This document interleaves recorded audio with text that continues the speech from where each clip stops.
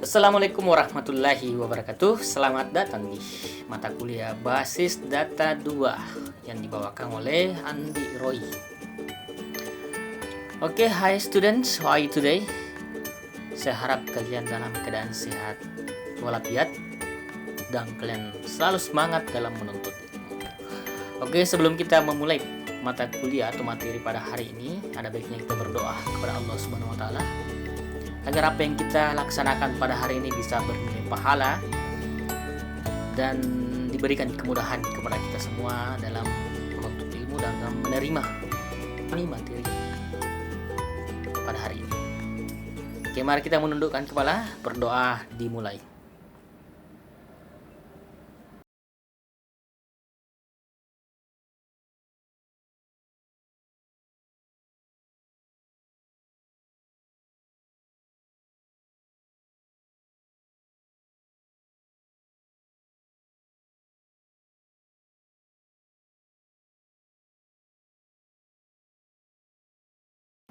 Selesai.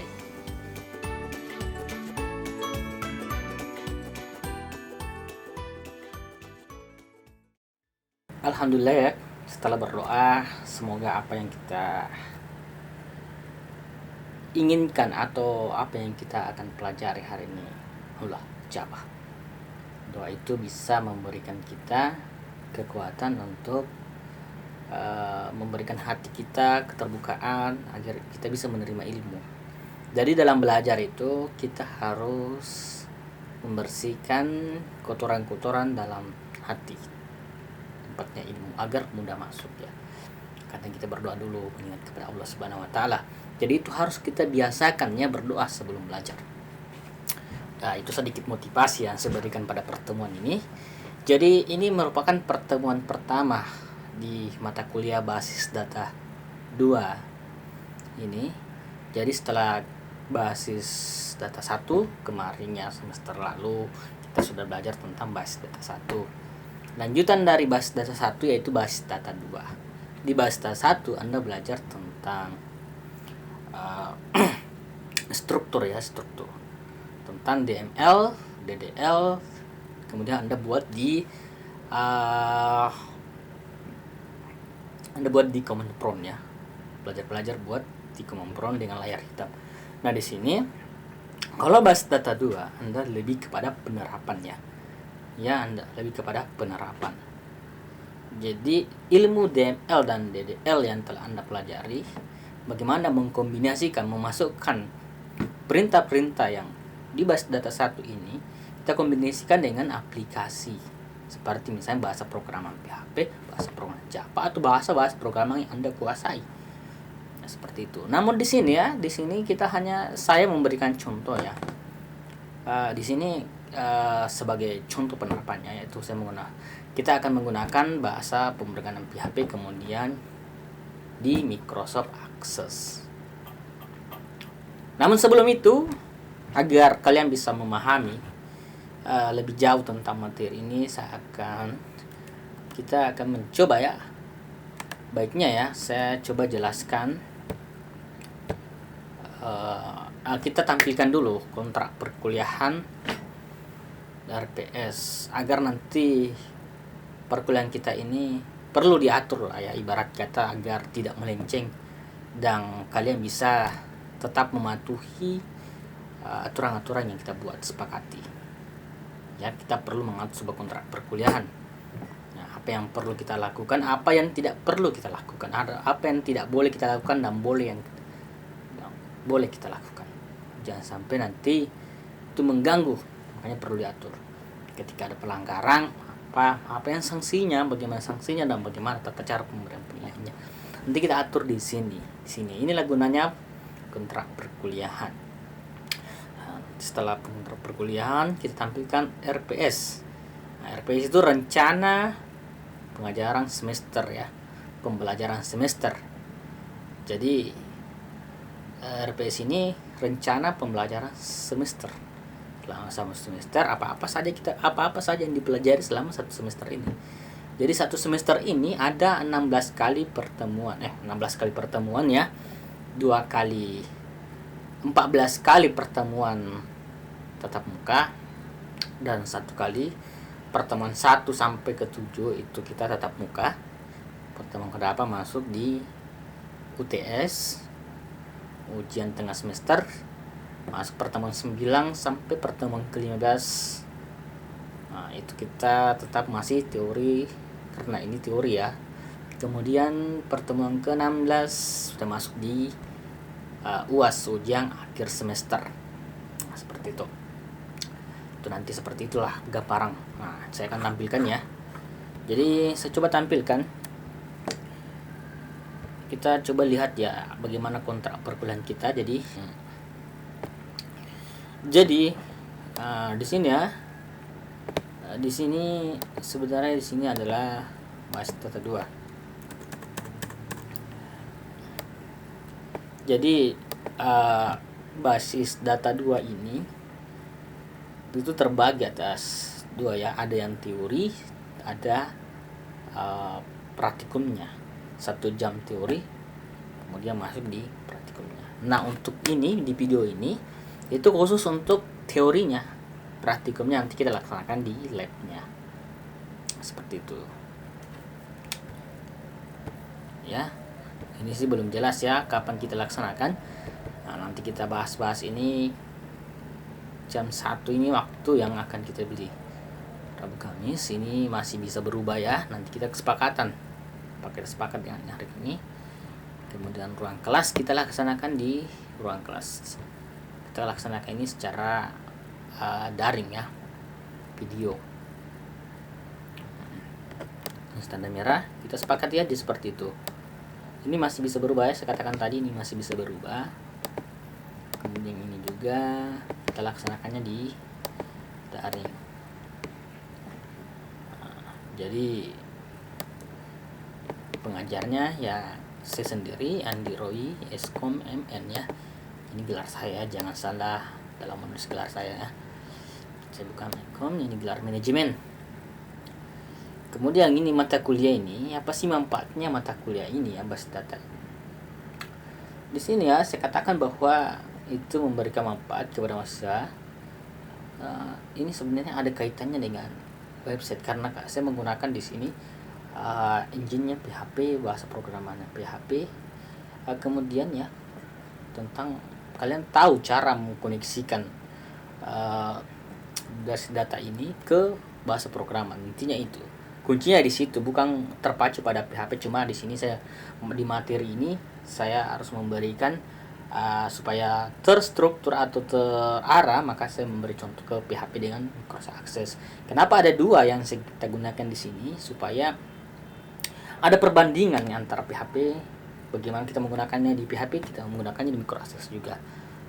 Setelah lebihnya itu nanti terserah Anda bagaimana mengembangkannya di Java kah atau Python, banyak ya, banyak bahasa programmer lain penghubung dari. Jadi itu ya, jadi itu jembatan penghubung antara database. Jadi manfaat mata kuliah ini jadi supaya Anda memahami ya bagaimana menghubungkan PHP. Jadi ini semacam kita menghubungkan sebuah jalan. Jadi kita membangun jembatan untuk menuju ke desa tertentu, desa yang sebelahnya. Begitu supaya terhubung agar bisa lalu lalang, kita bisa lalu lalang, datanya bisa lalu lalang ya, seperti itulah. Ibaratnya seperti itulah. Kemudian deskripsi mata kuliahnya ini maksudnya gambaran ya. Gambaran mata kuliah ini nanti juga akan dibahas di RPS juga. Jadi akan memberikan penguasaan mengenai konsep-konsep data model data. Ya seperti itu ya. Ini sudah SQL-nya DBMS ini menerapkan. Jadi secara umum ini memberikan gambaran tentang DBMS dan pemrosesannya. Jadi kalau kemarin kita juga belajar hanya sebatas tentang kita bermain-main dengan DML, DDL, DCL. Nah, di sini kita bermain di tingkatan level sedikit ke atasnya, yaitu kita sudah menghubungkan DBMS-nya. DBMS ini secara visual ya. Seperti itu. Kompetensi dasar yang masih dapat ya, kompetensi dasar yang kita harapkan di sini ya, memahami konservasi, kemudiannya DBMS-nya, database PHP. Oke.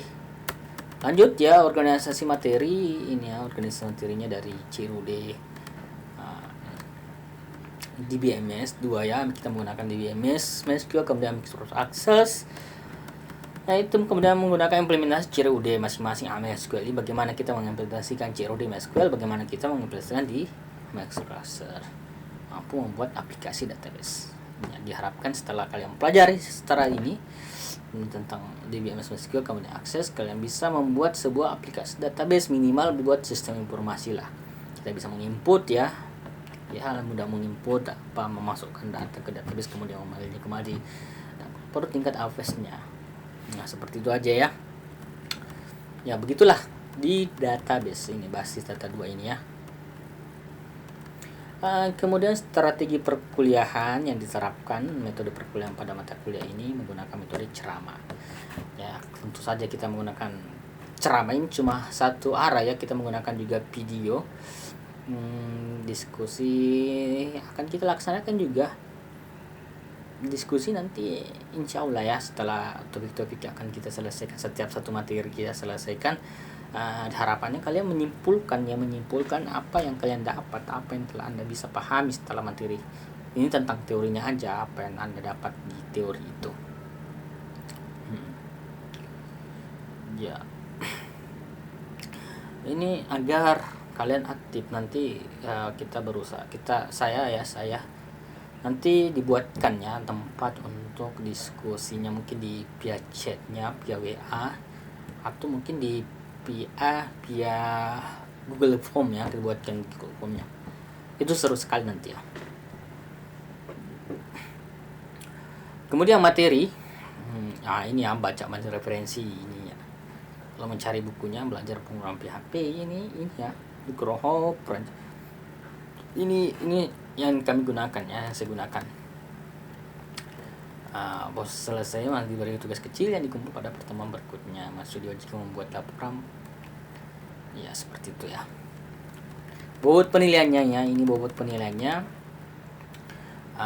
Ini akademik yang berlaku nih. Jadi bobot penilaiannya, hasil pembelajaran akan dinilai dengan menggunakan kriteria sesuai dengan peraturan akademik yang berlaku di Portal. Jadi kalau misalnya dapat 80, di rank 80 sampai 100 itu nilainya A. Poinnya 4, 70 sampai 79 bisa Anda mendapatkan B. 60 sampai 69 Anda nilainya C. Kalau D berarti 50 sampai 59. Nah, kalau E itu 0 sampai 49. Dan saya harapkan ya, kalau misalnya tidak mampu ke A, nilainya A, saya harapkan cuma cukuplah ya, minimal Anda bisa mendapatkan 70 ya. Tapi target kalian tidak perlu 100 lah ya. Yang targetnya tidak perlu 100 ya. Target kalian cukup 80 saja ini. Itu aja yang Anda dapatkan, Anda sudah dapat A. Ya. Tuh. Target kalian memang harus dapat A. Itu yang harus Anda targetkan, 80. Usahakan dapat 80 ya. Ini kecil lagi nih. Jadi untuk mendapatkan ini keseluruhannya dari pertemuan pertama sampai pertemuan kalkulasi dari keseluruhan nilai, maka muncullah nilai A. Ya, dari UTS, UAS, makanya dari tugas-tugasnya UAS dan kehadirannya harus relevan ya, harus rajin kalian datangnya. Kalau misalnya kehadirannya kurang, rajin dengan tugas kan juga pertanyakan. Makanya yang poin pertama, Anda harus rajin ya. Anda harus selalu mengikuti perkuliahan. Nah, itu minimal kehadiran kalian itu sekitar 90%. Ya, jadi hanya 2 kali alfa, 2 kali alfa atau 2 kali izin. Kalau minta izin, silakan minta izin, hubungi wali kelasnya atau dosen yang bersangkutan, kemudian ketua kelasnya juga ya, hubungi ketua kelasnya. Tapi harus informasi kepada wali kelasnya itu kontrak kuliahnya. Masalah tugasnya juga harus, jangan sampai Anda tidak kerjakan ya. Ini saya katakan tadi ini apa nih, nilai formatifnya ini absensinya itu 10% berpengaruh ya. Makanya kehadiran sangat penting. tugas dan kuis. Ada kuis-kuis yang harus Anda kerjakan, tugas-tugasnya kerjakan semua itu. UTS-nya juga, apalagi UTS ya, jangan sampai Anda tidak mengikuti UTS atau UAS. Karena kalau sudah kurang 35%, ini tidak bisa lagi Anda dapat nilai A. Ya. Makanya usahakan ikut kehadiran, dan syarat untuk mengikuti UAS itu kehadirannya itu jangan sampai di bawah 10%. Kalau cuma 5% di sini atau 3%, apalagi ikut 3%, tak bisa ikut UAS deh. Nah, seperti itu. Ini kontrak kuliah ya, ini kesepakatan kita. Nah, sampai di sini mungkin sudah paham ya. Jadwal perkuliahan kita ini ya. Ini jadi pertemuan 1 sampai 2 itu penjelasan ngomong kontrak perkuliahan yang saat ini saya jelaskan tadi itu kontrak perkuliahannya. Nanti ada penjelasan umum setelah pertemuan kedua itu. Kemudian ketiga, pengenalan objek query, pengenalan objek form, kemudian pertemuan ke-6, pengaturan tampilan data dengan query, pembuatan form dengan form. Jadi kita UTS di pertemuan ke-8 tadi saya katakan ya. Ini sudah berulang tadi. Kemudian ini di pertemuan 1 sampai ke-7 ini membahas tentang Microsoft Access ya. Membahas tentang Microsoft Access. Kemudian pertemuan ke-9 sampai setelah UTS itu pertemuan ke-9 10 ya, kalian masuk di PHP ya, pertemuan bagaimana PHP, bahasa programan PHP.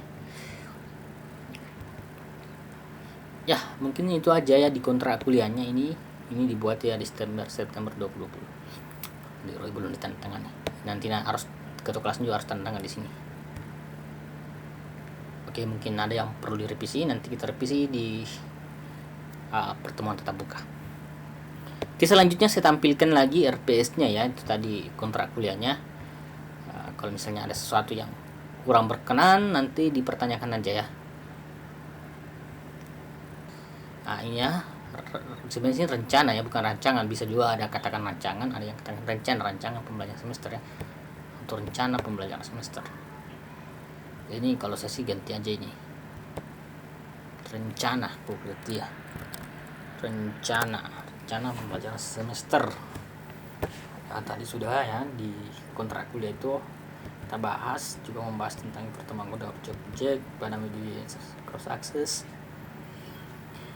Nanti di pertemuan ketiga pengenalan objek query, pengertian query, jenis-jenis query, pembuatan query gimana. Nanti pembuatan query ini lebih hanya sekedar contoh aja, nanti pembahasannya lebih lanjut ke praktikumnya.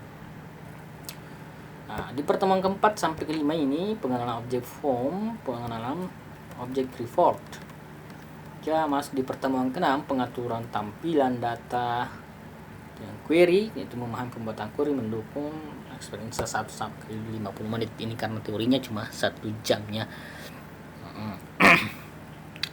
Nanti di pertemuan ke-7 masuk di pembuatan form. Ini cuma pembuatan form, ini cuma teorinya gimana ini pembuatan form, pengenalannya bagaimana form itu, apa benar formnya. Apa yang diharapkan di sini capaian pembelajaran itu memahami betul-betul pada pembuatan formnya ini. Yang apa metode yang dilakukan adalah ceramah. Sama dengan semua ini metode yang kita gunakan semua di sini adalah ceramah, tanya jawab dan praktikum. Praktiknya nanti gitu ya. Setelah itu masuk di pertemuan ke-8 yaitu UTS ya.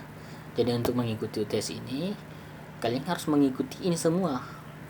Kalau tidak bisa ikut tes, karena apa yang akan Anda jawab kalau misalnya tidak pernah mengikuti mata kuliah. Jangannya. Kemudian masuk di pertemuan ke-9 ya, tadi saya katakan ya di kontrak kuliahnya itu di pertemuan ke-1 sampai ke-7 itu saya ulangi lagi, itu membahas tentang Microsoft Access. Nanti di sini MySQL ya. Di sini, nah setelah itu barulah masuk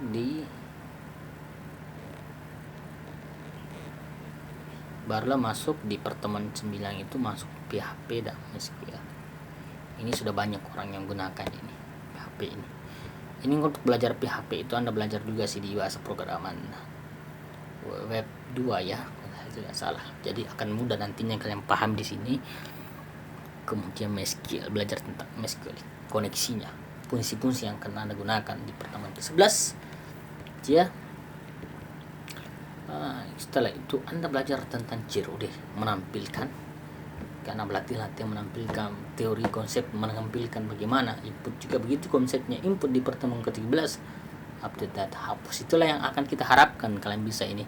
Setelah Anda mempelajari ini semua kan, insya Allah kemampuan Anda di bidang CROD ini sudah, kemampuan Anda ditambah.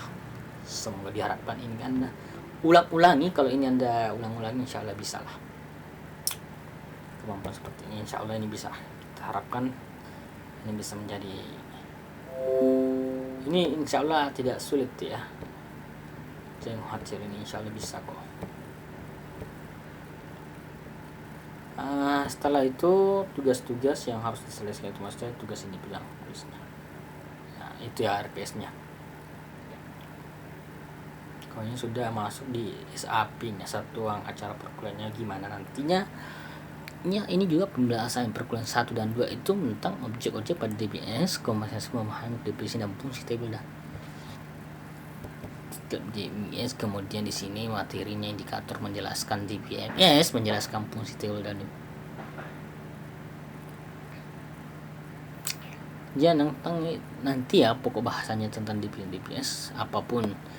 Adapun nanti perinciannya ini ya, pertama di sini tahapannya itu pendahuluan, memasuki pendahuluan, kegiatan inti dan penutup. Yang jelasnya ini kita menjelaskan kontrak perkuliahan tadi kan sudah ya. Kemudian gambaran umum ini sudah saya jelaskan, gambaran persepsi materi, memberi motivasi nanti dalam menjelaskan sedikit ini. Nanti kita di sini kita masuk di pertemuan kode nanti ya, evaluasi. Ada evaluasinya di sini. Evaluasinya yang digunakan adalah pemberian tugas berupa tugas praktek atau pembelajaran. Itu kalau prakteknya ya. Ini tugas prakteknya itu yang paling penting nantinya, setelah ya di sini menyampaikan rencana pembelajaran pada pertemuan selanjutnya, itu meminta mahasiswa menyimpulkan. Ini yang tugasnya itu ini ya, meminta mahasiswa menyimpulkan hasil perkuliahan. Itu aja setiap, karena ini teori, sifatnya teori. Nanti setelah pembahasan kalian simpulkan. Ya mungkin itu aja ya pada pertemuan pertama ini yang perlu kita bahas, rancangan kontrak kuliahnya, kemudian rencana pembelajaran semesternya, itu gambarannya tadi seperti itu. Jadi ingat ya, saya harapkan kalian selama mengikuti materi ini kalian bisa, jangan sampai Anda bermalas-malasan atau mencoba untuk alpa.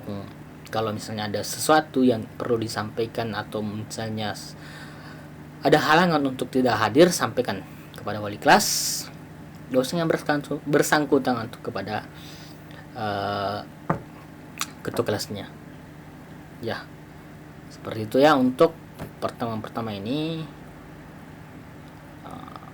bahasannya tentang kontrak kuliah dengan RPS ini.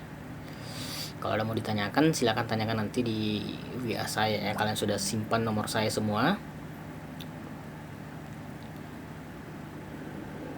ya. Seperti itulah, cukup sekian untuk hari ini. Materi selanjutnya akan kita bahas di pertemuan kedua ya. Di pertemuan kedua nanti kita bahas tentang objek-objek pada DBS, pembahasan tentang objek-objek pada DBMS Microsoft Access.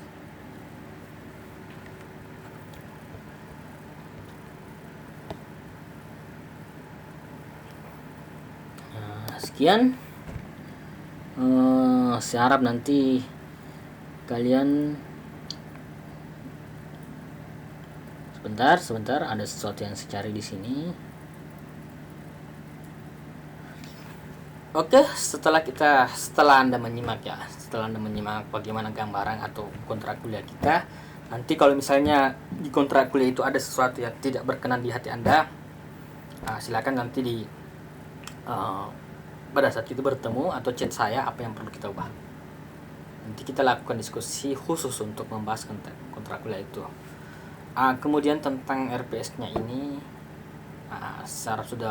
mudah-mudahan sudah ada gambaran tentang materi kita nanti. Saya harapkan Anda ya dari awal sampai akhir Anda bisa tetap semangat dan antusias mengikuti materi kuliah Bahasa Data 2 ini.